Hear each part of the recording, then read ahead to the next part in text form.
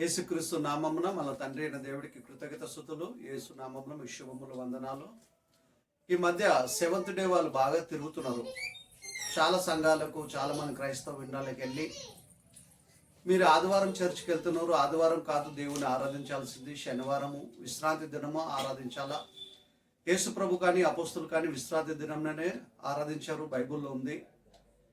మీరు వెళ్తున్న చర్చిలలో పాస్టర్లు మీకు సరైన బోధ చేయట్లేదు, మీరు తప్పుడు బోధలు ఉన్నారు అని చెప్పి కొంతమందిని డిస్టర్బ్ చేసి వాళ్ళ బ్రెయిన్ వాష్ చేసి ఆదివారం చర్చికి వెళ్ళేవారని కూడా తీసుకెళ్తున్నారు.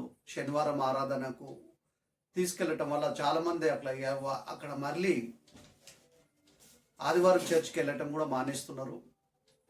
నిజంగా విశ్రాంతి దినానికి క్రైస్తవులకు, ఇశ్రాయేలులకు విశ్రాంతి దినానికి వ్యత్యాసం వీళ్ళు తెలియకుండా అనేకులను తప్పుదాడి పట్టిస్తూ తప్పుడు బోధను ప్రచారం చేస్తూ ఇంటింటికి స్త్రీ పురుషులు తిరుగుతూ క్రైస్తవ ఇళ్లకు తిరుగుతూ అన్యులింటికి వెళ్ళక సువార్త వాళ్ళకి చెప్పక క్రైస్తవుల ఇంటికే తిరుగుతూ క్రైస్తవులందరినీ చాలామంది డిస్టర్బ్ చేస్తారు. కనుక సెవెంత్ డే వాళ్ళు తిరుగుతున్నారు, ఆడవాళ్ళు మగవాళ్ళు ఇంటింటికి. ఆదివారం కాదు మీరు ఆరాధించాల్సింది, చేర్చుకోవాల్సింది. మీరు విశ్రాంతి దినము శనివారమే పోవాలి మీరు అని చెప్పి ఆదివారం తిని నిద్రపోతున్నారు వాళ్ళు.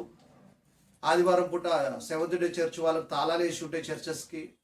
కనుక ఆదివారం చర్చ్కి వెళ్ళే వాళ్ళని డిస్టర్బ్ చేస్తూ శనివారం చర్చ్కు వాళ్ళు వెళ్తూ వీళ్ళని కూడా అక్కడ లాక్కెళ్తున్నారు. కనుక మీరు ఏ చర్చ్కి వెళ్తున్నారో అని కనుక్కొని ఖచ్చితంగా వాళ్ళు వచ్చి సెవెంత్ డే వాళ్ళు స్త్రీ పురుషులు వచ్చి చాలామంది క్రైస్తవులు డిస్టర్బ్ చేస్తారు. కనుక మనమందరం చాలా జాగ్రత్త ఉండాలా. నిజంగా శనివారం ఆరాధించాలన్నా, ఆదివారం ఆరాధించాలన్నా అని మనం బైబిల్ని పరిశోధిస్తే మనం ఇశ్రాయేలులం కాము, మనం క్రైస్తవులం. కనుక ఇశ్రాయేలు ప్రజలకు దేవుడు పెట్టిన నిబంధనలు వేరు, నిబంధనలు రూల్స్ రెగ్యులేషన్ వాళ్ళకి పెట్టిన వేరు, క్రైస్తవులకు పెట్టిన వేరు. పాత నిబంధన చట్టం కింద ఇప్పుడు మనం లేము, కొత్త నిబంధన చట్టం కింద ఉన్నాం. బైబిల్ పరిశోధిస్తాం బాగా. నిర్గమకాండము 31వ అధ్యాయము 12వ వచనం నుండి 17వ వచనం వరకు మనం చదువుకుంటాం. మరియు యెహోవా మోషేతో ఇట్లా నేను నీవు ఇశ్రాయేలీయులతో నిజముగా మీరు నిజముగా నేను నియమించిన విశ్రాంతి దినమును ఆచరింపవలెను. ఎవరికి? ఇశ్రాయేలీయులు చెప్పాడు. క్రైస్తవులలో ఇశ్రాయేలీయులకు మాత్రమే చెప్పాడు. యాకోబుకు 12 మంది కొడుకులు, 12 మంది సంతానం, గోత్రకర్తలు కనుక వాళ్ళే ఇశ్రాయేలుగా పిలువబడిర్రు. యాకోబు గర్భవాసం నుండి వచ్చి వాళ్ళకే నియమాలు, నిబంధనలు, రూల్స్ రెగ్యులేషన్ పెట్టాడు. అందరికీ కాదు. మనం అందులో క్రైస్తవులము కాదు, మనం అన్యులము. ఒకప్పుడు ప్రభు నమ్మటం వల్ల క్రైస్తవులమైనము.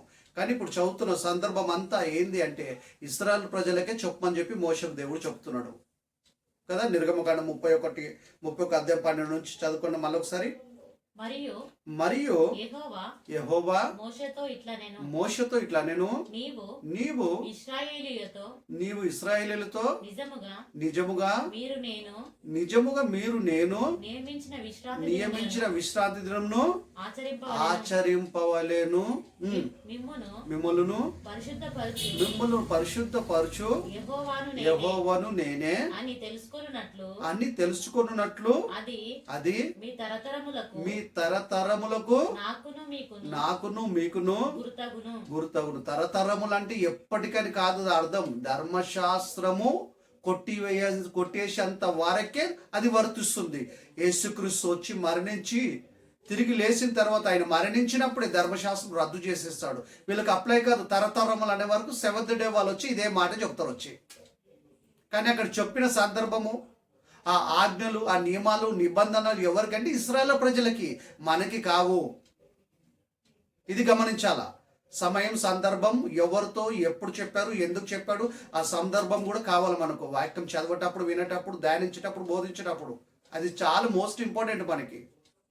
తరతరములకు అన్నాడు. చదవమ్మా.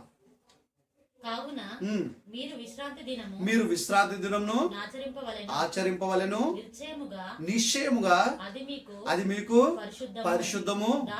దానిని అపవిత్రపరచువాడు అంటే ఖచ్చితంగా పాటించాలా. చాలా కండిషన్స్ ఉన్నాయి. మనము చూసుకుంటే బైబిల్ని పరిశోధిస్తే విశ్రాంతి దినమున మన ఇంట్లో ఉన్న కదా మేకలు కానీ ఎడ్లు కానీ ఇంకా ఏ జీవరాశులు ఉన్నా మేత మేయకూడదు. మన ఇంట్లో పొయ్యి వెలిగించకూడదు. నడవలసిన దూరం కంటే ఎక్కువ నడవకూడదు. ఏ పని చేయొద్దు ఆ రోజు. అంతా చాలా కఠినమైన ఆజ్ఞలు, నియమాలు, నిబంధనలు పెట్టాడు. అవన్నీ మనం ఉంటే మనం భరించలేము. ఇప్పుడు అన్ని పెట్టారు. వీళ్ళు ఏం చేస్తారంటే అన్నిటిని చేయరు, కానీ శనివారం ఆరాధన మాత్రమే చేస్తామని చెప్తారు. అంటే కష్టంగా ఉన్నాయని వదిలిపెడతారు.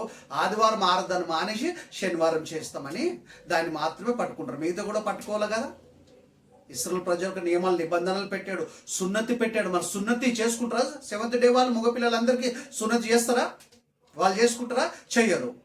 పోటీ బలులు ఇస్తారా? పాత నిబంధన కాలంలో బలుల పద్ధతి కూడా ఇశ్రాయేలు ప్రజలకే దేవుడు పెట్టాడు. ఆ బలులు ఇస్తారంటే బలులు కూడా ఇయ్యారు. బలులు ఇవ్వాలంటే కొనుక మేకలు కనుక రావాలి, అవి కొనుక రావాలి, జీవరాశులు కొనుకొచ్చి బలి ఇవ్వాలంటే ఖర్చు. అంటే ఏవైతే కష్టం ఉన్నాయో, ఖర్చుతో కూడిన పనులను ఉన్నాయో, ఆజ్ఞలు, వాటి అన్నింటిని వదిలిపెడుతారు.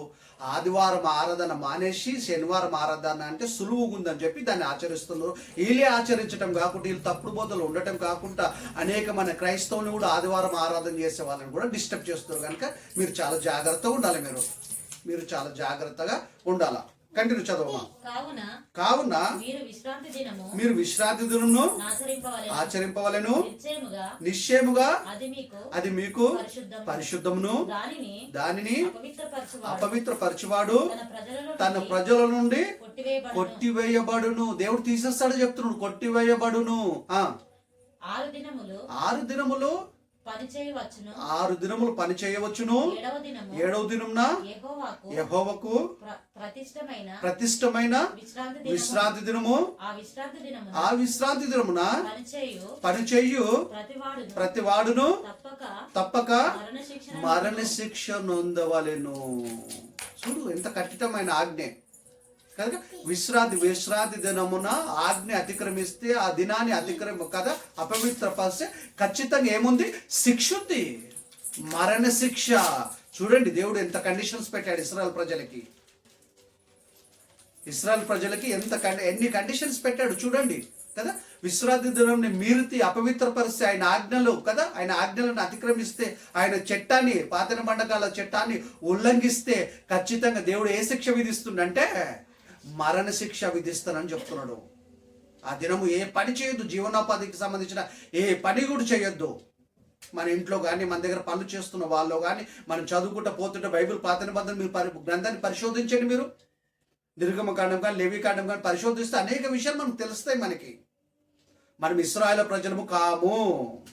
ధర్మశాస్త్రం కింద లేము. పాత నిబంధన చట్టం కింద లేము. మనం క్రైస్తవులము. కొత్త నిబంధన చట్టం కింద ఉన్నాము. కనుక వాళ్ళ నియమాల నిబంధనల ఆజ్ఞలు వేరు, మన నియమాల నిబంధనల ఆజ్ఞలు వేరు. ఇది బాగా పరిశీలించాలా మనము.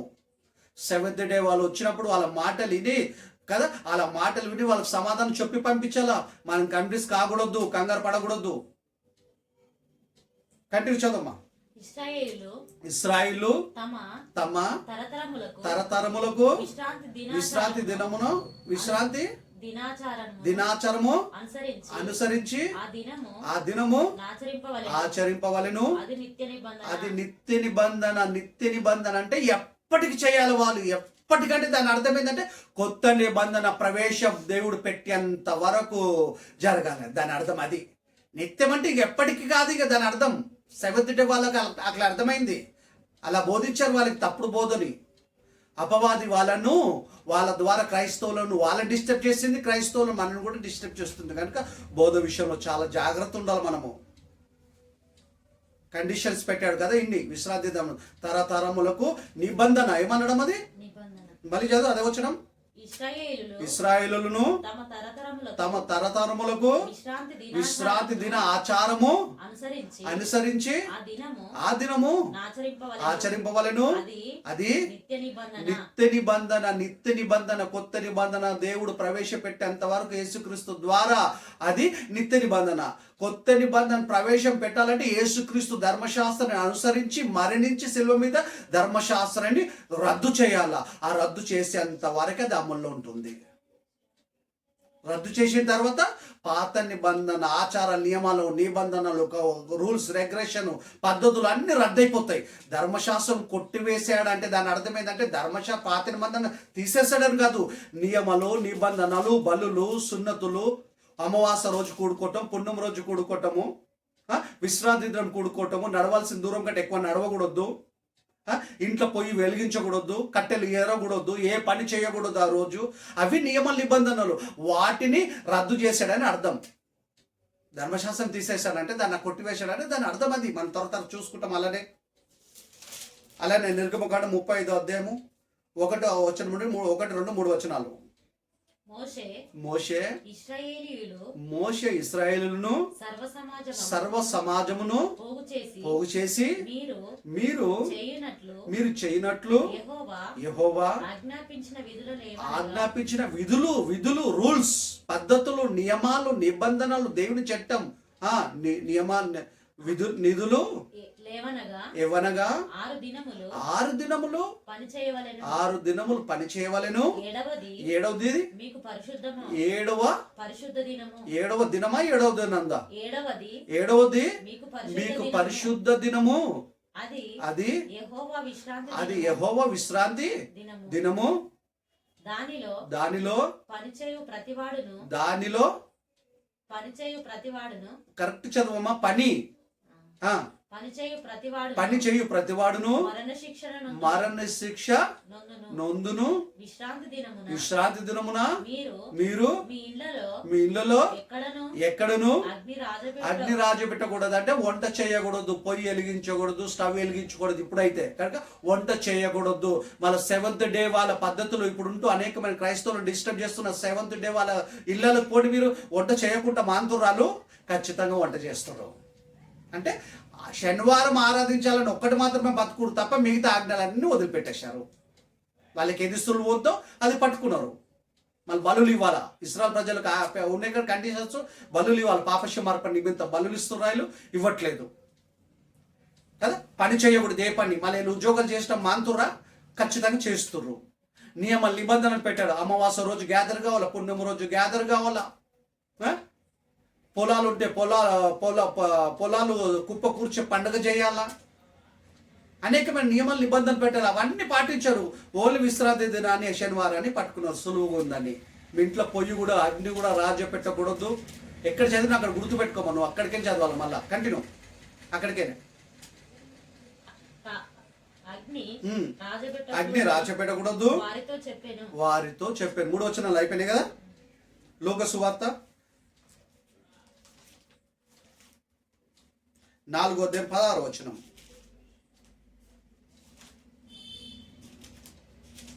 లూకా సువార్త 4:16. తరువాత ఆయన తాను అంటే యేసుక్రీస్తు అండి. ఆయన తాను పెరిగిన నజరేతునకు వచ్చెను. తన వాడుక చొప్పున విశ్రాంతి దినమును సమాజ మందిరం అంటే చర్చ్ అండి. మందిరము, సమాజం. ఈ రోజు మనం చర్చ్ అని పిలుచుకుంటున్నాము కదా. మందిరానికి వెళ్ళాడు ఆయన. సమాజ మందిరానికి యేసు ప్రభు కూడా విశ్రాంతి దినాన్ని వెళ్ళాడు. అంటే విశ్రాంతి దినాన్ని ఆయన కూడా పాటించాడు, అపొస్తలులు కూడా పాటించారు. యేసుక్రీస్తు ఎప్పటిదాకా పాటించాడంటే ధర్మశాస్త్రం నెరవేర్చేంత వరకు పాటించాడు. తర్వాత ధర్మశాస్త్రాన్ని రద్దు చేసేసాడు. ఆయన పెరిగిన నజరేతు నుండి ఎక్కడికి వచ్చాడు? ఆయన తాను పెరిగిన నజరేతునకు వచ్చెను. తన వాడుక చొప్పున విశ్రాంతి దినమున సమాజ మందిరంలో లోకి వెళ్ళి చదువుటకై నిల్చుండగా ప్రవక్త అయిన యెషయా గ్రంథము ఆయన చేతికి ఇవ్వబడెను. ఆయన గంధము విప్పగా ప్రభు ఆత్మ, నువ్వు మధ్యలో ఆగొద్దమ్మా, ప్రభు ఆత్మ నా మీద ఉన్నది బీదలకు కంటిన్యూ చదవాల. బీదలకు సువార్త ప్రకటించుటకై ఆయన నన్ను అభిషేకించెను. అంటే ప్రవచనం ఇది. యేసుక్రీస్తు కోసం యెషయా గారు ప్రవచించారు, దేవుడు ముందే రాయించాడు కనుక ఆ సందర్భం ఆయన ఎప్పుడు పోయిందంటే విశ్రాంతి దినంలో సమాజ మందిరంకి పోయారు. ఏమనంటే వీళ్ళు ఏం చెప్తారు మనకంటే యేసు ప్రభు కూడా విశ్రాంతి దినమనే మందిరానికి వెళ్ళాడు. అవును కాదని ఎవరు అంటారు దాన్ని? కంటిన్యూ చూసుకుంటాం. అలానే లూకా సువార్త 4:31. అప్పుడు ఆయన గలిలయలోని కపెర్నహూములో పట్టణమునకు వచ్చి విశ్రాంతి దినమున వారికి వాక్యము బోధిస్తున్నాడు. వారికి బోధించుచుండెను. విశ్రాంతి దినం, ఇది కూడా విశ్రాంతి దినమే, ఇది కూడా విశ్రాంతి దినమే. యేసు ప్రభు విశ్రాంతి దినం పోయాడు ఆరాధించాడంటే అవును, అపొస్తలులు కూడా పోయారు. ఎప్పటిదాకా విశ్రాంతి దినంలో అమల్లో ఉందంటే యేసుక్రీస్తు శిలువ మీద మరణించినప్పుడు, వేల చెల్లించినప్పుడు ధర్మశాస్త్రం రద్దు చేసేసాడు.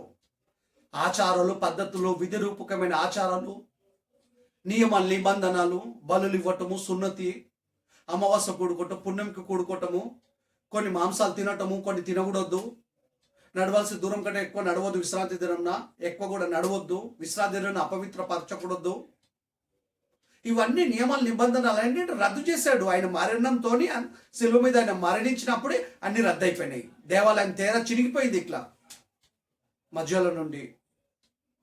యేసుక్రీస్తు చనిపోయేంత శిలువ మీద మరణించేంత వారికే అమల్లో ఉంది. ఆయన మరణించి తిరిగి లేచిన తర్వాత కొత్త నిబంధన అమల్లోకి వచ్చింది.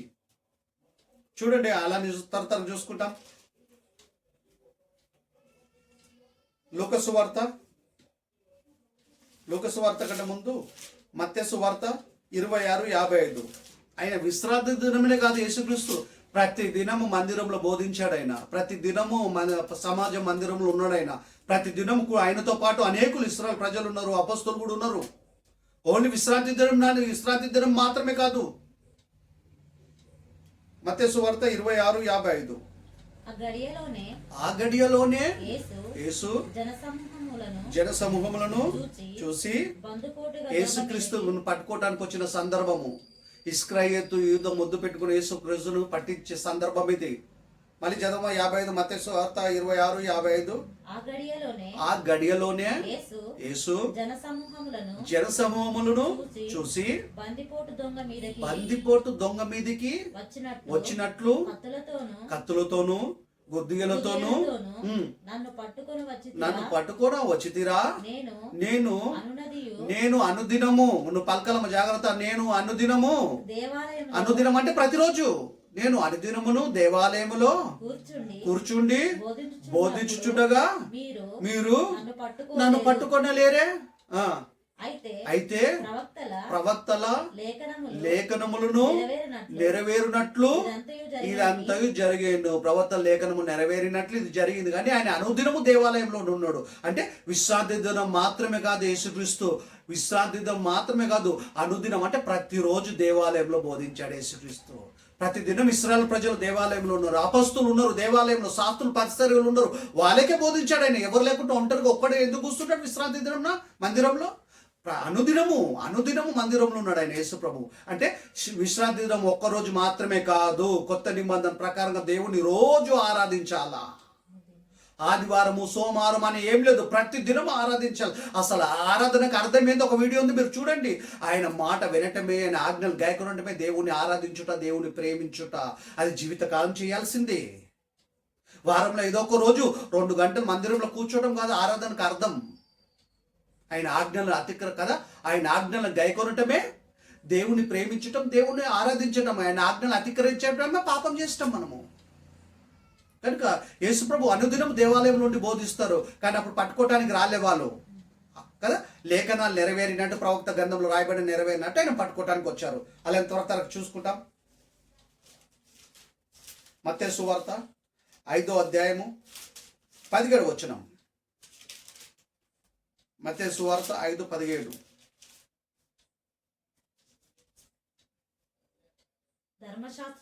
ధర్మశాస్త్రమునైనను ప్రవక్త వచనములైనను కొట్టివేయవచ్చితినని తలంచవద్దు. దీన్ని పట్టుకుంటారు చాలా మంది సెవెంత్ వాళ్ళు. మనం జాగా మనసు పెట్టి బైబిల్ని చదవాలి. మనము బాడీ ప్రజెంట్, మైండ్ ఆబ్సెంట్ లాగా ఉంటే వాక్యం అర్థం కాదు మనకు. అలాంటప్పుడు వాక్యం దగ్గర వాక్యం వినకుంటేనే బెటర్. మనము కదా. దేవుని సన్నిధిలో అలా అనాలోచన ఉండొద్దు. మనము ధర్మశాస్త్రమైనను ప్రవక్తల వచనములైనను కొట్టివేయ వచ్చి తినని తలచకండి, నెరవేర్చుటకు గాని కొట్టివేయటకు నేను రాలేదు. కొట్టివేయటకు రాలేదంటే ఈ మాట సెవెంత్ డే వాళ్ళు బాగా పట్టుకుంటాడు. వాక్యాన్ని కంప్లీట్ గా చదివితే అక్కడనే సమాధానం ఉంది, ఆన్సర్ ఉంది. బైబిల్లో దేవుడు అన్ని తేటగా రాయించాడు. కన్ఫ్యూజ్ అయ్యే అవసరం లేదు. మనసు పెట్టి చదవగలిగే స్వభావం మనకు ఉంటే, విశ్వాసం ఉంటే బైబిల్ క్లియర్గా అర్థమైపోతుంది మనకి.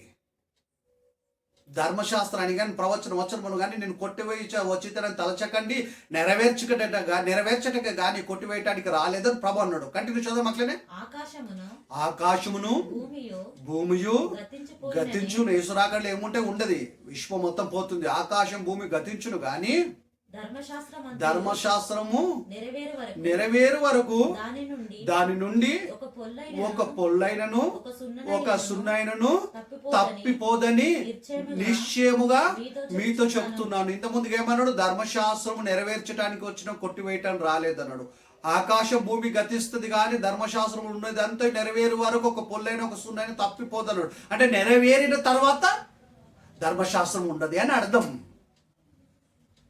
నెరవేర్చడానికి వచ్చిన నెరవేర్చిన తర్వాత ఏమైపోతుందంటే ధర్మశాస్త్రం స్టాప్, ధర్మశాస్త్రాన్ని రద్దు చేసేస్తాడు. పాత నిబంధన నిబంధనలు కండిషన్స్, ఇస్రాయల్ పద్ధతి పెట్టిన రూల్స్ రెగ్యులేషన్ అన్ని తీసేస్తాడు అనమాట. ఎందుకంటే కొత్త నిబంధన ప్రవేశపెట్టబోతుండు కనుక, తండ్రి అయిన దేవుడు యేసుక్రీస్తు ద్వారా ఆయన రక్తం ద్వారా కొత్త నిబంధన చేయబోతుండు కనుక ఇంకా మనం బలులు చేయాల్సిన పని లేదు, విశ్రాంతి దినం ఆచరించాల్సిన పని లేదు, సున్నతి చేసుకోవాల్సిన పని లేదు, అమావాస రోజు పుణ్యమ రోజు కూడుకోవాల్సిన పని లేదు. ఈ మాంసం తిను ఆ మాంసం తినొద్దు అనే నియమాలు నిబంధనలు కండిషన్స్ ఏం లేవు మనకి. ఇంట్లో పొయ్యి అగ్ని వెలిగించొద్దు అనే కండిషన్స్ మనకు లేవు. నడవాల్సిన దూరం కంటే ఎక్కువ నడవద్దు అనే విషయం మనకు లేదు.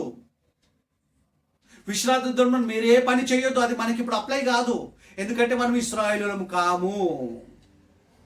ఇప్పుడు ఇశ్రాయేలులు సరే, ఇంక్లూడింగ్ ఇశ్రాయేలులు సరే, ఇప్పుడు వాళ్ళు కూడా క్రైస్తవులు అనబడాలా, కొత్త నిబంధన చట్టం కిందకే రావాలా. పాత నిబంధన చట్టం కింద ఉండటానికి వాళ్ళకు కూడా వీల్లేదు. ఇప్పుడు ఎవడైనా క్రైస్తవుడే కావాలా. క్రీస్తుని అంగీకరిస్తే క్రైస్తవుడు మనం. అందుకంటాడు కదా, ఎవడైనా క్రైస్తవుడు అయినందుకు శ్రమ పడాల్సి వస్తే సిగ్గుపడకుండా ఆ పేరును బట్టే దేవుణ్ణి మహిమపరచాలి. మనం క్రైస్తవులము, బ్యాప్టిజం ద్వారా క్రీస్తును ధరించుకున్నాము, మనం ఇశ్రాయేలులం కాము కనుక విశ్రాంతి దినం మనకు అప్లై కాదు. యేసు ప్రభు విశ్రాంతి దినం మాత్రమే కాదు, అనుదినము ప్రతిరోజు మందిరంలో బోధించాడు ఆయన. విశ్రాంతి దినం ఒక్కటే రోజు కూడలేదు ఆయన.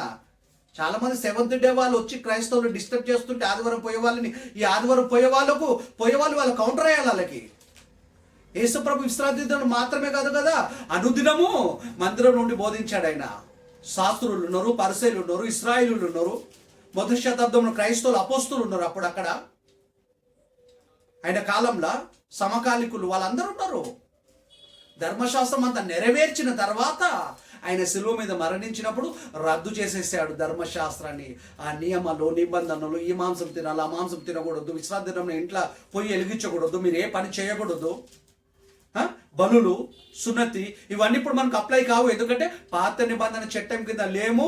ఒక మాట చెప్పాలంటే మన క్రైస్తవులము, ఇశ్రాయేలులం కాము. అది మనకు అప్లై కాదు. మళ్ళీ క్రైస్తవులకు ఏంది? రోజు కూడుకోవాలి మనము. ఆదివారము, సోమవారము, మంగళవారం అని లేదు. ప్రతిదినం యేసు ప్రభు అనుదినము దేవాలయం నుండి బోధించాడు. అపొస్తలులు అనుదినము ప్రతిరోజు కూడుకున్నారు వాళ్ళు. విశ్రాంతి దినం ఇంపార్టెంట్ కాదు, అక్కడ ప్రతిదినం ఇంపార్టెంటే. మన పనులు మనం చేసుకుంటూ, మన జీవనోపాధి మనం చేసుకుంటూ కదా రోజు కూడుకునే అవకాశం ఉన్నప్పుడు రోజు కూడుకోండి. కుటుంబ ప్రార్థన చేసుకోండి, వ్యక్తిగత ప్రార్థన చేసుకుని దేవుడితో మంచి సమాజం కలిగి మన సంబంధం కలిగి ఉండాలి దేవుడితో. మనం యేసు రాకడ సమీపిస్తుంది. అందుకే ఎబ్బి పత్రికల 10:24 అంటాడు, కొందరు మానుకొచ్చున్నట్టు సమాజం కూడుట మీరు మానకండి అంటున్నాడు. సమాజం కూడుట మనం మానకూడదు. మొదటి శతాబ్దం క్రైస్తవులు విశ్రాంతి దినం మాత్రమే కూడుకోలేదు వాళ్ళు. ఎందుకంటే యేసు ప్రభును ఫాలో అయ్యాడు. యేసు ప్రభు అనుదినము దేవాలయం నుండి బోధించాడు కనుక, ప్రతిరోజు ఆయన బోధించాడు కనుక, శాస్త్రులు పరిసయ్యులతో పాటు అపొస్తలులు కూడా ఇశ్రాయేలీయులు కనుక, ఇశ్రాయేలులే యేసు క్రీస్తును అంగీకరించి క్రైస్తవులుగా పిలువబడిరు కనుక పేతురు వాక్యం చెప్తే ఇంచుమించు 3,000 మంది బ్యాప్టిజం యేసుక్రీస్తు కదా. పేతురు వాక్యం చెప్తే ఇంచుమించు యేసుక్రీస్తు పెంతెకొస్తు దినం నాడు కదా ఇంచుమించు 3,000 మంది బ్యాప్టిజం తీసుకుని క్రైస్తవులుగా మారారు. కనుక వాళ్ళు ప్రతిదినం కూడుకున్నారు. విశ్రాంతి దినం మాత్రమే కాదు, ప్రతిదినం కూడుకున్నారు అపొస్తలులు కూడా. అది కూడా మనం తరతర చూసుకుంటాం. అపొస్తలుల కార్యములు ఇందాకేం చదివినామమ్మా మనము? ధర్మశాస్త్రం కోసం కదా. ధర్మశాస్త్రము కొట్టివేయట ఉచితంగా నెరవేరు వరకే. మళ్ళీ ఒకసారి చదువుతాం అది వచనం చదువు. మత్తయి సువార్త 5:17. ధర్మశాస్త్రమునైనను ప్రవక్తల వచనములనైనను కొట్టివేయ ఉచితం తలచకుడి, నెరవేర్చుట గాని కొట్టివేయటకు నేను రాలేదు. ఆకాశం భూమి గతించును గాని ధర్మశాస్త్రం నెరవేరు వరకు దాని నుండి ఒక పొల్లైనను ఒక సున్నైనను తప్పిపోదని నిశ్చయంగా మీతో చెప్తున్నా. అంటే నెరవేరిన తర్వాత స్టాప్ అయిపోతుంది. నెరవేరేంత వరకు అందులోకి ఏం మిస్ కావు. ఒక పొల్లైన ఒక సున్నైన పోదు. ధర్మశాస్త్రం నేను కంప్లీట్గా నెరవేర్చి ఆపేస్తాను దాని అర్థం. అలా చూసుకుంటాం. అదే లోక సువార్త 24:44. లోక సువార్త 24:44.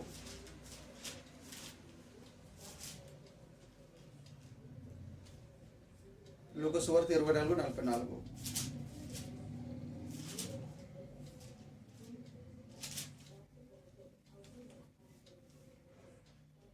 సువార్త 24 చివరి అధ్యాయం. లోక సువార్త 44 వచనం. అంతటా ఆయన అంటే యేసుక్రీస్తు అండి. అంతటా ఆయన మోషే ధర్మశాస్త్రములలోను ప్రవక్తల గ్రంథములలోను కీర్తనలలోను నన్ను గురించి అంటే ప్రభు గురించి నన్ను గురించి దేవుడు రాయించాడు. ప్రవక్తల చేత పాత నిబంధన కాలంలో ఎన్నో ప్రవచనాలు ఉన్నాయి. నన్ను గురించి రాయబడినవన్నీ నెరవేరవలెనని నేను మీ యొద్ద ఉండినప్పుడు మీతో చెప్పితిని. ఇప్పుడు తండ్రి యుద్ధకి వెళ్ళిపోయే సమయం ముందుగా చెప్తున్నాడు. మీ యుద్ధ ఉన్నప్పుడు మీతో చెప్పితిని, మీతో చెప్పిన మాటలను నెరవేరినవని వారితో చెప్తా. అంటే ధర్మశాస్త్రంలో రాయబడినవన్నీ యేసుక్రీస్తు కొరకు కంప్లీట్ గా నెరవేరినాయి. అంటే ధర్మశాస్త్రం పూచ తప్పకుండా యేసుప్రభు ధర్మశాస్త్రం కంప్లీట్ గా 100%, 99% కదా 100% ధర్మశాస్త్రం నెరవేర్చి స్టార్ట్ చేసేస్తాడు. అందుకే అన్నాడు ధర్మశాస్త్రం కుట్టివేయటానికి రాలేదు, నెరవేర్చడానికి వచ్చిన. నెరవేరిన తర్వాత స్టాప్ అయిపోతాయి. నెరవేరేంత వరకు అందుకని ఒక పుల్లైనను ఒక సున్నైనను తప్పిపోద్దు అని చెప్పాడు. ధర్మశాస్త్రం కంప్లీట్గా నెరవేర్చేశాడు ఆయన కదా. పాత నిబంధన కాలంలో ఎంతమంది భక్తులు అవుతున్నారో ఎవ్వరు ధర్మశాస్త్రాన్ని 100%గా నెరవేర్చలేదు. యేసుక్రీస్తు ఒక్కైన మాత్రమే ధర్మశాస్త్రాన్ని కంప్లీట్గా నెరవేర్చి దాన్ని తీసేశాడు, దాన్ని రద్దు చేసేసాడు.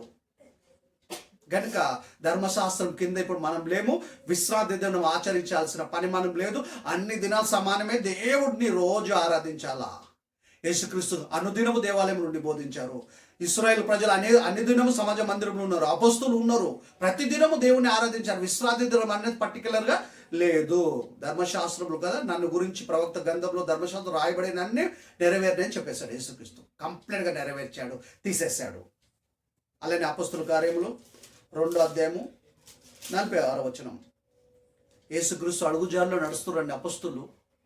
పెంతెకొస్తు దినంలో పరిశుద్ధాత్ముడు ఆహ్వానం జరిగినప్పుడు వాళ్ళు పరిశుద్ధాత్మతో నింపబడి మాట్లాడినప్పుడు పేతురు వాక్యం చెప్తుంటే ఇంచుమించు ఇశ్రాయేలు ప్రజలకి ఇంచుమించు 3,000 మంది యేసుక్రీస్తుని రక్షకుడిగా దేవుడు కుమారుగా అంగీకరించి బ్యాప్టిజం తీసుకుని క్రైస్తవులుగా మాడారు. వాళ్ళు ఇంచుమించు 3,000 మంది. ఆ 3,000 మంది రక్షణ పొందుకోవటమే కాకుండా వాళ్ళు నమ్మి బ్యాప్టిజం తీసుకొని ప్రభులోకి రావటమే కాకుండా ఇశ్రాయేలు అనేకులకు సువార్తను చెప్తూ అనుదినం వాళ్ళతో చేర్చుచున్నారు. వాళ్ళు అనుదినము ప్రతిరోజు కూడుకున్నారు. వాళ్ళు విశ్రాంతి దినం మాత్రమే కాదు, యేసుప్రభు అనుదినం బోధించాడు. యేసుప్రభుని ఫాలో అయ్యే వాళ్ళు మళ్ళా కదా. 7th డే వాళ్ళని చెప్పుకుంటూ తిరుగుతున్న వాళ్ళు యేసుని మనం ఫాలో అవుతుర్రా? విశ్రాంతి దినం పట్టుకున్నారు తప్ప యేసుప్రభు అనుదినం దేవాలయం నుండి బోధించాడు. ఆ మాటలు మొదలుపెట్టారు. అవి అర్థమైతే వీళ్ళకు. చదవమ్మా అపొస్తలుల కాలం 2వ అధ్యాయం 46వ వచనం. పెంతెకొస్తు దినం నాడు 2వ అధ్యాయంలో కదా పరిశుద్ధాత్ముడు ఆహ్వానం వచ్చిన సందర్భం ఇది.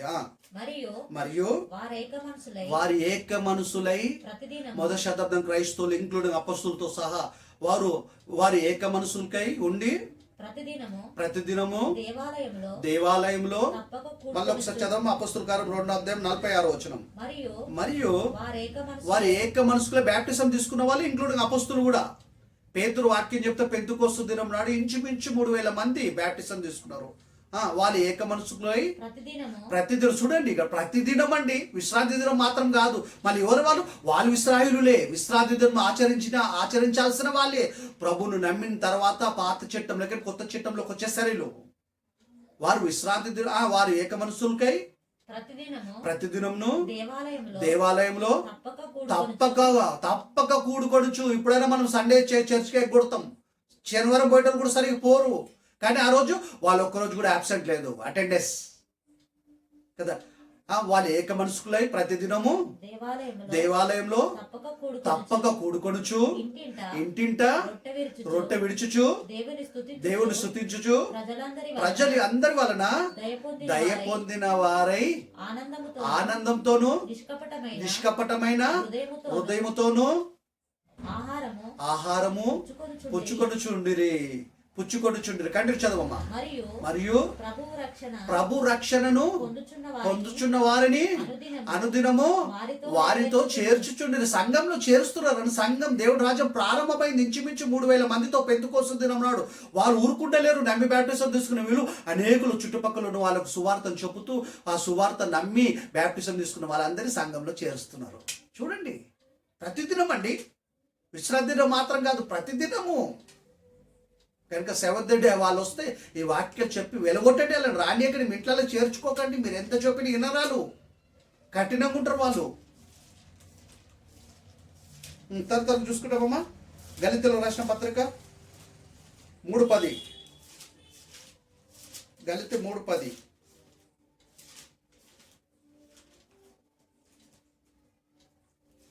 గళితీయులకు రాసిన పత్రిక 3వ అధ్యాయము 10వ వచనం.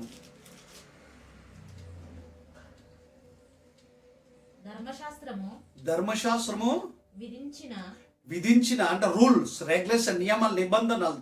ధర్మశాస్త్రం విధించిన క్రియలకు సంబంధులు అందరూ శాపమునకు లోనైనను. ఎందుకు ధర్మశాస్త్రం వాటికి విధించిన క్రియలకు లోనైన వారందరూ శాపానికి లోనైన వారు అంటే దాని అర్థం ఏంటంటే ధర్మశాస్త్రంలో ఉన్నాయి అన్ని చేయాలన్నమాట. 10 చేస్తే 10 చేయాల, 9 చేస్తే 1 మిస్ అయినా కూడా మిస్ అయిపోయినట్టు మనం. మళ్ళీ చదవమ్మా. గళితీ 3:10. మళ్ళీ కరెక్ట్ చదవమ్మా నువ్వు. ధర్మశాస్త్రం విధించిన క్రియలకు సంబంధులందరూ అంటే ఇశ్రాయేలుడు సంబంధులందరూ శాపమునకు లోనై ఉన్నారు.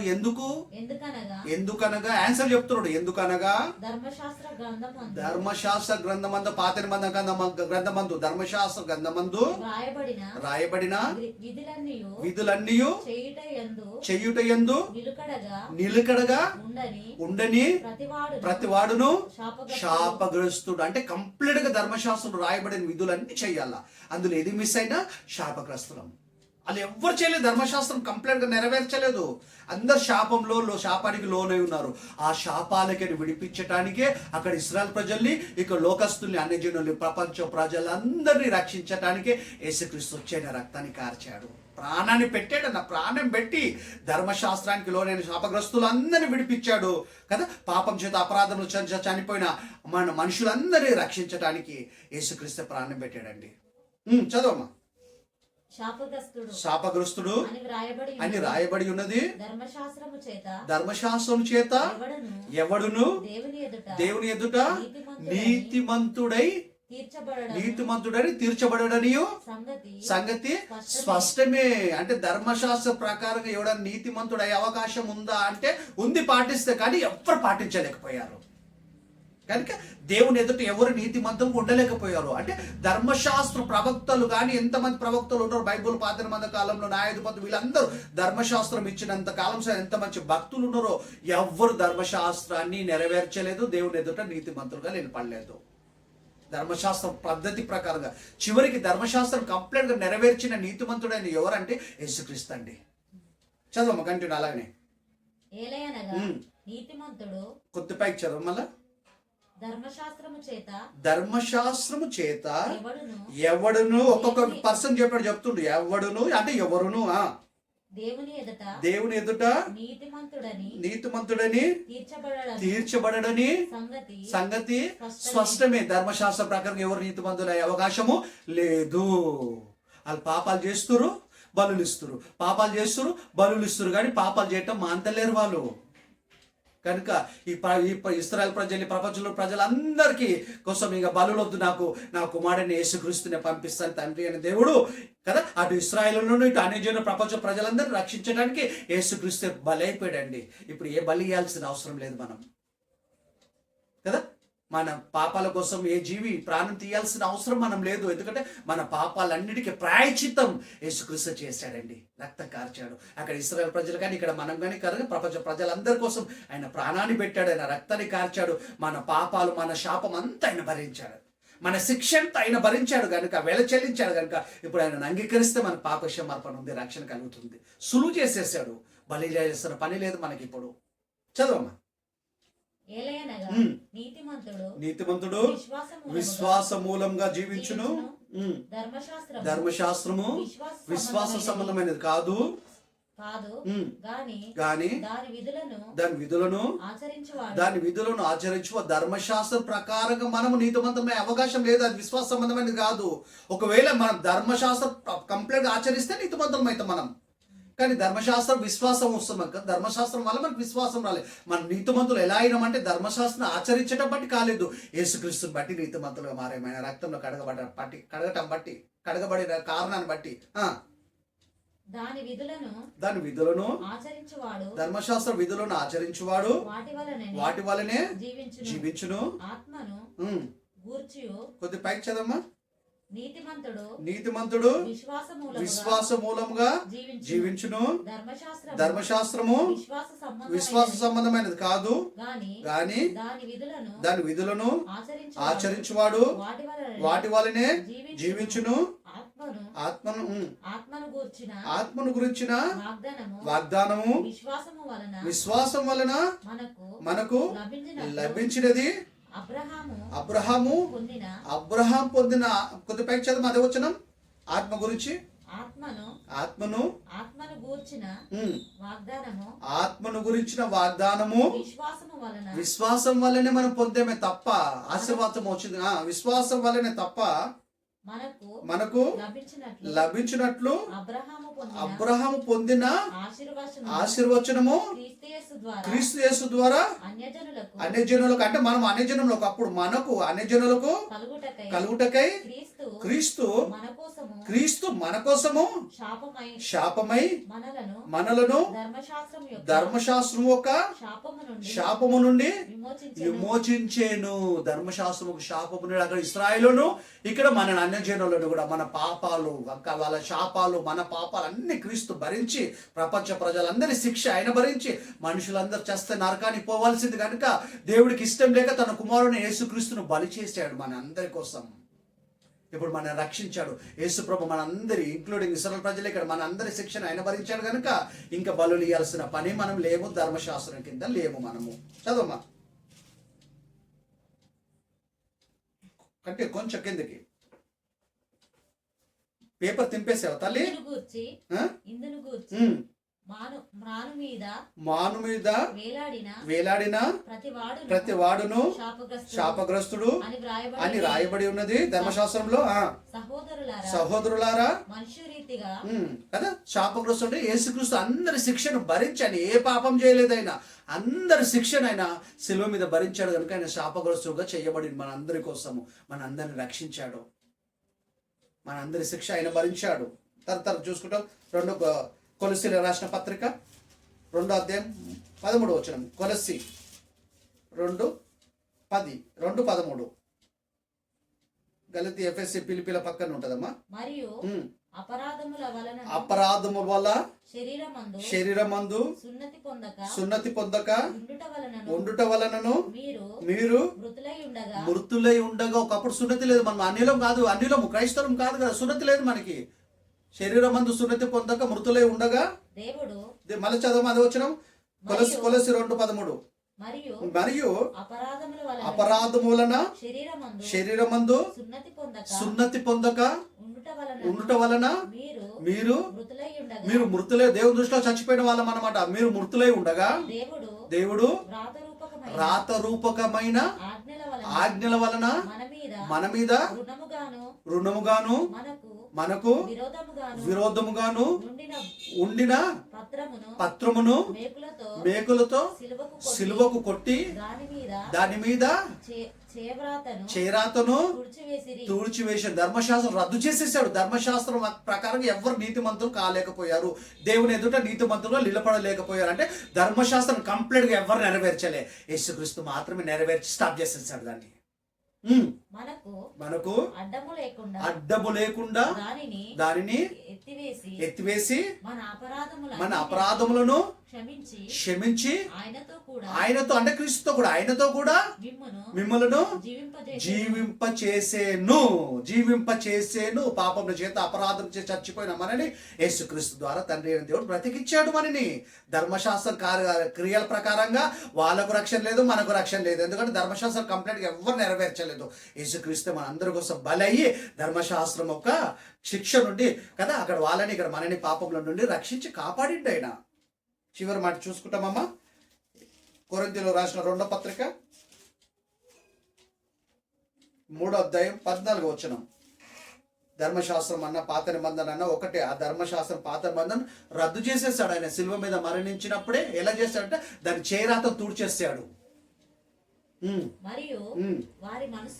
వారి మనసులు కఠినములాయను. ఇప్పుడు 7th డే అంటున్న వాళ్ళది జవాబు వీక్నెస్ అన్నట్టు వీళ్ళ మనసు కఠినమైంది. వాక్యం అర్థమైతే లేదు వాళ్ళకి. ఈ యుగ సంబంధం దేవతలకు మనోనేత్రాలు మూసేసినాయి, అర్థమైతే లేదు వాళ్ళకి. మరియు వారి మనసులు కఠినములాయను కనుక నేటి వరకును పాత నిబంధన చదవబడినప్పుడు అది క్రీస్తునందు కొట్టివేయబడిందని వారికి తేటపరచబడక ఆ ముసుకే నిలిచి ఉన్నది. నేటి వరకును మోషే గ్రంథం వారు కంప్లీట్ చదవాలి. మనం చదవాలి కంప్లీట్. మోషే గ్రంథం వారు చదివినప్పుడెల్లా ముసుకు వాళ్ళ హృదయములో ఉన్నది గాని వారి హృదయము ప్రభు వైపు ఎప్పుడు తిరుగునో అప్పుడు ముసుగు తీయవేయబడుతుంది. అంటే ధర్మశాస్త్రం కొట్టేసాడనే విషయం కూడా ఇంకా తెలుస్తలేదు వాళ్ళకి. పాత నిబంధన రద్దు చేయబడిన విషయం కూడా తెలుసలేదు. పాత నిబంధన రద్దు చేశాడని దాని అర్థమైంది గ్రంథాన్ని కొట్టివేశాడని కాదు దాని అర్థము కదా. నియమాలు నిబంధనలు, ఈ మాంసం తినకూడదు, ఆ మాంసం తినకూడదు, విశ్రాంతి దినం ఖచ్చితంగా మీరు ఆచరించాలా, ఆ దినం మీ ఇంట్లో జీవరాశులకు మేత వేయకూడదు, మీ ఇంట్లో పొయ్యి వెలిగించకూడదు, నడవలసిన దూరం కంటే ఎక్కువ నడవకూడదు, పిల్లలు పాపాలు చేస్తే మీరు పాపాలు చేసిన బలులు ఇవ్వాలా, అమావాస్యకు పుణ్యానికి కూడుకోవాలా కదా, పండుగలు చేయాలి మీరు ఖచ్చితంగా నిబంధనల ప్రకారంగా చెప్పినన్ని పాటించాలి. ఇవన్నీ పాత నిబంధన ప్రకారం పాత నిబంధన కొట్టివేశాడంటే దాని అర్థం ఇదే అన్నమాట. గ్రంథం తీసేస్తాడు కాదు అక్కడ దాని అర్థం. కనుక పాత నిబంధన చట్టం కింద లేము, ఇప్పుడు మనం కొత్త నిబంధన చట్టం కింద ఉన్నాం కనుక ప్రతిరోజు దేవుని ఆరాధించాలి. ఇంకోటి స్థలాలు ప్రాధాన్యత లేదు. ఈ స్థలం పరిశుద్ధత, యెరూషలేము పరిశుద్ధ మందిరము, ఇంకొక స్థలం పరిశుద్ధత, అట్లా ఏమి లేదు. కొత్త నిబంధన ప్రకారంగా మనమే దేవుని మందిరం, మనమే పరిశుద్ధంగా జీవించాలా. సంఘం అంటే మనము కట్టడాలు కావు, సంఘం అంటే మనమే. కనుక మనమే పరిశుద్ధంగా జీవించాలా, మనమే దేవుడికి ఆలయంగా ఉండాలి ఆత్మీయంగా. కనుక మనమే పరిశుద్ధంగా పవిత్రంగా జీవించాలా, ప్రతిరోజు దేవుని ఆరాధించాలా కదా. దేవుని ఆరాధించటం అన్న, దేవుని ప్రేమించటం అన్న, ఆయన ఆజ్ఞలు గైకొనటము అది రోజు చేయాల్సిన పని మనము. కనుక విశ్రాంతి దినం అనే కండిషన్స్ ఏమి మనకు లేదు. చివరి మాట ఎబ్రీయులకు రాసిన పత్రిక 8వ అధ్యాయం 12వ వచనం. ఎబ్రీయులకు రాసిన పత్రిక 8వ అధ్యాయం 12వ వచనం. నేను వారి దోషముల విషయమై దయ కలిగి మన పాపాలన్నిటి దేవుడు కనికరించాడు కనుక యేసుక్రీస్తు రక్తం వల్ల మన పాపాలన్నీ కడిగేశాడు, మనకు క్షమాపణ కలిగింది. ఆయన క్రీస్తుని అంగీకరిస్తే ఆయన మన కోసం ప్రాణం పెట్టి రక్తం కార్చాడు కనుక మన అందరికి పాప క్షమాపణ కలిగింది. ఇంకా ప్రభు నమ్మిన వాళ్ళందరికీ కలుగుతూనే ఉంది పాపాల క్షమార్పణ. నరకానికి పోయే అవకాశం మనకి ఎట్టి పరిస్థితులు లేదు. చచ్చిపోతే నరకానికి పోయి నరకంలో నిత్యం చావాల్సిన మనని దేవుడు కనికరం వల్ల యేసుక్రీస్తు ద్వారా మనం బతికించాడు. నమ్మి బ్యాప్టిజం తీసుకొని క్రీస్తు వైపు క్రీస్తును రక్షకుడిగా అంగీకరించడం వల్ల మనకు పాపక్షమాపణ కలుగుతుంది. మనం చేసిన పాపాలకి మన శాపాలకి శిక్ష అంతా ఆయన భరించాడు కనుక మన శిక్ష ఆయన భరించాడు కనుక మనకు శిక్ష లేదండి. అందుకే అంటాడు క్రీస్తు యేసునందు వానికి ఏ శిక్ష విధి లేదు కనుక మనం చేసిన ప్రతి పాపానికి ప్రతి తప్పుకి మన పాపానికి యేసుక్రీస్తు శిక్ష భరించాడు కనుక నమ్మి బ్యాప్టిజం తీసుకున్నాం. మనము అప్పటి వరకు జీవించిన జీవితానికి పాపక్షమాపణ ఉంది. దాని తర్వాత నీతిగా బతకాలి. మనము శిక్ష లేదు అనుకొని ఉండకూడదు. అప్పటి వరకు చేసిన పాపాలకు శిక్ష లేదు, కానీ బ్యాప్టిజం తర్వాత నుండి ఆ క్షణం నుండి మనం జీవిస్తున్న జీవితం చాలా పవిత్రంగా జీవించాలా. ఇష్టం వచ్చినట్టు జీవించొద్దు, దేవుడికి నచ్చినట్టు బతకాలా, లేకపోతే శిక్ష ఉంటుంది నరకంలో. మనకి జాగ్రత్త జీవించాలా. తెలియక చేసిన పాపాలను ఒప్పుకొని పశ్చాత్తాపడి విడిచిపెట్టాలా. మళ్ళీ చేసుకుంటూ పోకూడదు. మనము జాగ్రత్త జీవించాలా. చదవమ్మా. నేను వారి దోషముల విషయమై మళ్ళొకసారి చదవమ్మా. ఎబ్రి 8:12 నేను వారి దోషముల విషయమై దయగలిగి వారి పాపములను ఇక ఎన్నడూను జ్ఞాపకం చేసుకోడు. నమ్మి బ్యాప్టిజం తీసుకున్నంత వరకు మనం చేసిన పాపాల కోసం తెలుసో తెలియక వాటిని జ్ఞాపకం చేసుకోడు. బ్యాప్టిజం తీసుకున్నాక నీళ్ళ నుండి ఒడ్డుకొస్తాం చూడు, అప్పటి సారి మనం ఏం చేసినా కౌంట్ అవుతాయి కనుక అప్పటి చాలా జాగ్రత్త ఉండాలా. తెలుసో తెలియక చేస్తా ఒప్పుకొని విడిచిపెట్టాలా. మనసు కఠినం చేసుకుంటూ ఇంకా పాపాలు చేసుకుంటూ పోతే కఠినమైన శిక్ష ఉంటుంది. దేవుడు ఎంత ప్రేమ గలవాడో, ఖచ్చితమైన న్యాయాధిపతి అయినా ఆయన పక్షపాతం చూపెట్టాడు కనుక దేవుడు ఎందుకు భయభక్తులు కలిగి వాళ్ళు దగ్గర పెట్టుకొని పరిశుద్ధంగా జీవించాలా. స్త్రీలు కానీ పురుషులు కానీ క్యారెక్టర్ని కాపాడుకోవాలా, దేవుడి కొరకు బతకాలా. బ్యాప్టిజం కంటే ముందులాగా బతకొద్దు, మనం ప్రత్యేకంగా బతకాలా. పరిశుద్ధంగా బతకాలా, పవిత్రంగా బతకాలా. అబద్ధాలు ఆడొద్దు, మోసాలు చేయొద్దు, చెడ్డ మాటలు మాట్లాడొద్దు, నీతిగా బతకాలా. అప్పుడైతేనే ఆయన దయ మనకుంటుంది, పరలోకంలో చోటు కూడా ఉంటుంది. వారి దోషములను ఇంకా నేను జ్ఞాపకం చేసుకోను. ప్రభు సెలవిచ్చుచున్నాడు. ఆయన కొత్త నిబంధన ఆయన కొత్త నిబంధనను చెప్పుట చేత మొదటిది పాతదిగా చేసి ఉన్నాడు. ఏది పాతగిల్లి ఉడిగిపోవునో అది అదృశ్యమగుట. అంటే పాత నిబంధన చట్టం ఇప్పుడు ఉండదు అన్నట్టు. అదృశ్యం అంటే కనపడకుండా పోతుంది, నిరాధకం అవుతుంది, అది అమల్లో ఉండదు అని అర్థం. పాత నిబంధన నిబంధన కండిషన్ అమల్లో ఉండవు, కొత్త నిబంధన ప్రవేశపెట్టేశాడు ఆయన కొత్త నిబంధన చెప్పుట చేత మొదటిది పాతదిగా చేసి ఉన్నాడు. ఏది పాతగిల్లి ఉడిగిపోవునో అది అదృశ్యమగుటకు అది సిద్ధమవుతుంది. ఇప్పుడు అది అమల్లో ఉండదు. పాత నిబంధన పాత చట్టం, కొత్త నిబంధన అమల్లో ఉంటుంది. విశ్వం ఉన్నంత వరకు యేసుక్రీస్తు భూమి మీదకి వచ్చేంత వరకు సిద్ధముగా ఉన్నది. మొదటి నిబంధనకైతే సేవ నియమములను ఈ లోక సంబంధమైన ఉండే బలులు ఉండే నియమాలు ఉండే నిబంధనలు అన్ని ఈ లోక సంబంధమైనవి. మొదటి నిబంధనకైతే ఈ లోక సంబంధమైన పరిశుద్ధ స్థలమును ఉండే ఈ లోక సంబంధం అంటే యెరూషలేము పరిశుద్ధ స్థలం. ఇప్పటికి పోతురు అది పరిశుద్ధ స్థలము అని. బైబిల్ ప్రకారం ఇప్పుడు అది కాదు, ఏది పరిశుద్ధ స్థలము కాదు. మనమే పరిశుద్ధంగా జీవించాలా. దేవుడు మనలోనే మనతోనే ఉంటుండు కనుక కదా. స్థలాలు పరిశుద్ధం లేదు. పాత నిబంధన కాలంలో అలా పెట్టాడు, ఈ లోక సంబంధమే నిబంధన అది. కానీ ఇప్పుడు అది కాదు. కొత్త నిబంధన మనమే మందిరం, మనమే దేవుని మందిరం. ఎలానగా మొదట అందులో దీపస్తంభము కొద్ది పైకి చదవమ్మా. మొదట ఒక గుడారం ఏర్పరచబడెను. పైకి ఇంకా మొదటి నిబంధనకైతే సేవ నియమములను ఈ లోక సంబంధమైనవి పరిశుద్ధ స్థలములు ఉండెను. ఎలానగా చాలమ్మా కదా. ఇంకొక పైకి చదవమ్మా. ప్రభు సెలవిచ్చుచున్నాడు. ఆయన క్రొత్త నిబంధన ఆయన కొత్త నిబంధన అని అని చెప్పుట చేట మొదటిది పాతదిగా చేసి ఉన్నాడు. కొత్త నిబంధన అమల్లో ఉంటుందా? పాతదిగా చేసి ఉన్నాడు మొదటి నిబంధనను. ఇది పాతగిలి ఉడిగిపోవును, అది అదృశ్యమవుటకు సిద్ధముగా ఉన్నది. మొదటి నిబంధనకైతే సేవా నియమములను ఈ లోక సంబంధంగా ఉండేవి. కానీ కదా బలులు, అర్పణలు, అర్చనలు, యాజకులు కదా పాపాలు చేసే ప్రజలు తీసుకెళ్లి పశువులను తీసుకెళ్ళటం, వాళ్ళు బలి ఇవ్వటము, ఇస్రాయేల్ ప్రజలు సున్నతి, ఇవన్నీ ఇప్పుడు లేదు. కొత్త నిబంధన, పాత నిబంధన రద్దు చేసి కొత్త నిబంధన ప్రవేశపెట్టాడు. కొత్త నిబంధన చట్టం కింద ఉన్నాం కనుక విశ్రాంతి దినం ఒకటే రోజు కాదు, రోజు దేవుని ఆరాధించాలా, రోజు కూడుకోవాలి. అవకాశం ఉన్నప్పుడు అంతా అవకాశం చేసుకొని కూడా కూడుకోవాలా. దేవుడు ఇచ్చిన ఈ సమయం బట్టి యేసుక్రీస్తున్నాము దేవుడికి కృతజ్ఞత స్తుతులు ప్రార్థన చేసుకుంటాం. పరలోకమందున్న పరిశుద్ధుడ మా తండ్రి, ఈ సమయాన్ని ఈ సందర్భం మాకు ఇచ్చిన విధానం బట్టి మీకు వందనాలనైనా.